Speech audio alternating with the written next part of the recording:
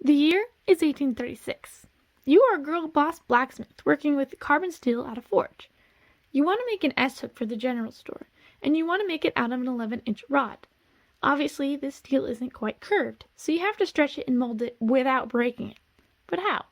Well, with the power of the modulus of elasticity, of course. The modulus of elasticity measures an object's resistance to being elastically deformed. What do I mean? Imagine a spring. It is so fun to play with that you can't stop stretching it. You stretch it once and it bounces back, but you suddenly get a little too excited and stretch it further, and now it won't return to its original form. Why? Well, when you stretch the spring, you are straining the metal in the direction of the force being applied, but there's a limit to the amount of force you can exert on it. When this limit, aka the yielding point, is passed, the spring is permanently deformed. This means that our modulus of elasticity is low. Therefore, the yielding point is easily attained. The modulus of elasticity measures stress divided by strain in newtons per meter squared, or psi. Stress is force divided by area, also measured in newtons per meter. And strain is the ratio of the elongation of an object to its original length. A high modulus of elasticity means that an object is quite difficult to stretch. Each material has its own modulus of elasticity, as each material or element has different chemical properties.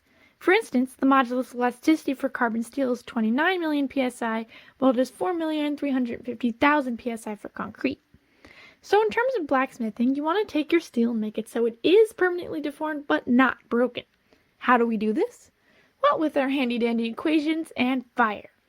When you increase the temperature of an object, the atoms of that object gain kinetic energy.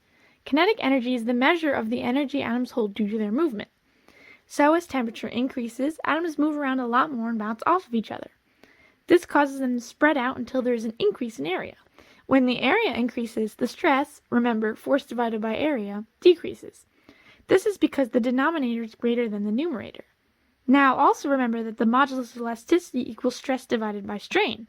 So as stress, the numerator, decreases, the value of the modulus of elasticity also decreases. As the modulus of elasticity lowers, as does the yielding point. This means your steel can now easily be manipulated, as you can easily reach the yielding point without passing it and damaging the metal. The especially amazing thing about heating up steel in a forge is that the steel will eventually cool down the longer it is outside of the forge's fire. As it cools, the kinetic energy decreases, allowing for the modulus of elasticity to return to its original value.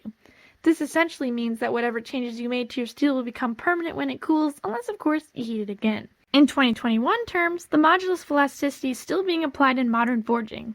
This is the manufacturing process of hammering, pressing, or rolling metal into shape for a specific purpose.